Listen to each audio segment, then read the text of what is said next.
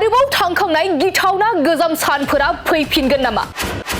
BTC बिसायख'थि खाथियाव थांखांनाय गिथावना गोजाम सानफोरा फैफिनगोन नामा? हादराव फिन जागोन नामा लकडाउन? नंगौ, गिथावना कभिडनि गोदान रोखोमा हादराव बारबायदि गोसारनो हमदों। चीन हादरनि उनाव एसिया हादरमायाव कभिडनि गोदान रोखोमा गिख्रंथाव महर लादों होनना बे समाव मिथिनो मोननाय जादों। बिनि अनगायैबो हंकं आरो सिंगापुरावबो कभिड-19आ गोख्रोङै बांगासिनो दङ।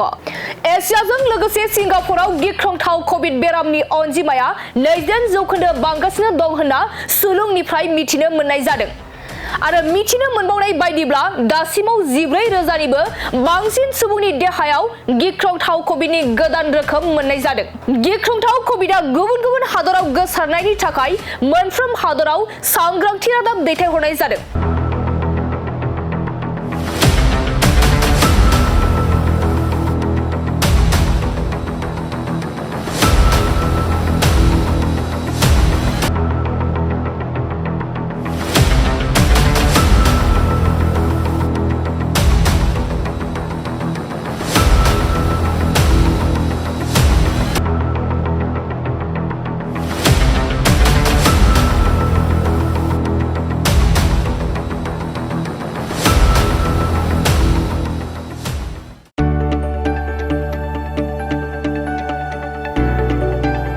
गोजोनथाव खौरां, बर'नि आंगोथार गोथाव ओंख्रि जानो मोजां मोनग्रा रायजो राजाफोरनि थाखाय गोजोनथाव खौरां।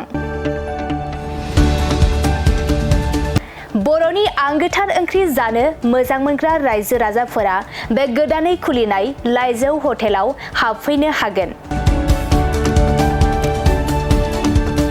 जाखांफुहांनाय लाइमोन फालांगिरि गपेश बसुमतारिया अदालगुरिनि टंलायाव बेखेवदों बर'नि आंगोथार ओंख्रि मोनग्रा गंसे हटेल।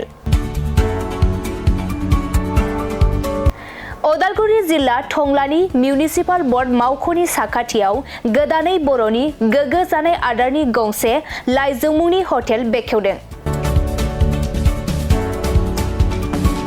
अदालगुरि जिल्लानि सिङाव थानाय फालांगिरि नोगोर टंलायाव गोदानै खुलिनाय बे लाइजौ हटेलाव बर'नि दोरोङारि जाग्रा आदारजों लोगोसे गोबां जाग्रा आदारफोरबो मोननो हागोन। गोदानै बेखेवजानाय बे लाइजौ हटेलाव अमा बेदर, बोरमा, लकेल ना, साम', नारजि, अनला खारै, थास', मैथा आरो नाफाम आरो गोबां आइटेमफोरखौ मोननो हागोन। बेनिखायनो नोंथाङाबो अदालगुरि जिल्ला टंला लामाजों थांलाय फैलाय खालामोब्ला बे गोदानै खुलिजानाय लाइजौ हटेलाव हाबनानै बर'नि दोरोङारि गोथाव जाग्रा आदारफोरखौ जालांनो हागोन। आरो नोंथाङा नैबे 9101758967 जानबुं नम्बरनि गेजेरजों खौरां लाहरनानै आबुङै मिथिना लानो हागोन।